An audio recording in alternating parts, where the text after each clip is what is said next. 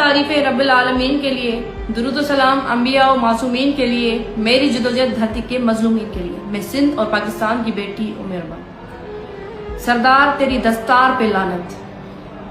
आज मेरे वालिद साहब, दादा और चचा जान के कातिल 8 मुजरिम, 8 को अदालत की जानिब से बाइज्जत बरी कर दिया गया। मैं समझती हूँ इस फैसले से ये साबित हो चुका कि अदालतें शायद ये पैगाम दे रही हैं सरदारों और वडेरों को कि आपके पास लाइसेंस है, आप जाएं, जिसको कत्ल करना चाहें, जिस तरह करना चाहें, ये अदालतें आपसे नहीं पूछेंगी, कुछ भी नहीं करेंगी। मगर मेरे हौसले अब भी बुलंद हैं।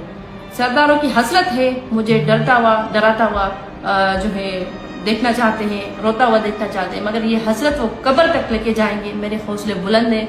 मैं हुसैनी हूँ और हमें पता है कि ये निज़ाम, ये रियासती अदालत की तरफ से जो फैसला आया है, मैं इसको फैसले को चैलेंज करूंगी। मैं हाई कोर्ट जाऊंगी, इंशाल्लाह इंसाफ मेरा हक है, वो मैं लेके रहूंगी। दूसरी बात, सरदारों की जानिब से ये एक जिद वाला फैसला, कई दिनों से ये इन्फॉर्मेशन मेरे पास आ रही थी कि सरदार जान जो जिद कर रहा है कि ये फैसला जो है हम लेके रहेंगे और सबको आज़ाद करवाएंगे।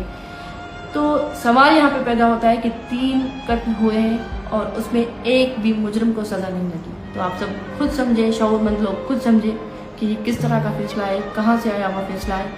ये अदल के निज़ाम का जनाजा निकला है। मगर फिर भी मेरे हौसले बुलंद हैं। उस दौर की करबला में भी काजी शुरैह, जिसको सुप्रीम कोर्ट की जगह पे माना जाता था, उसने भी ये फैसला किया था कि माज़ला हुसैन वाजिबुल कत्ल है।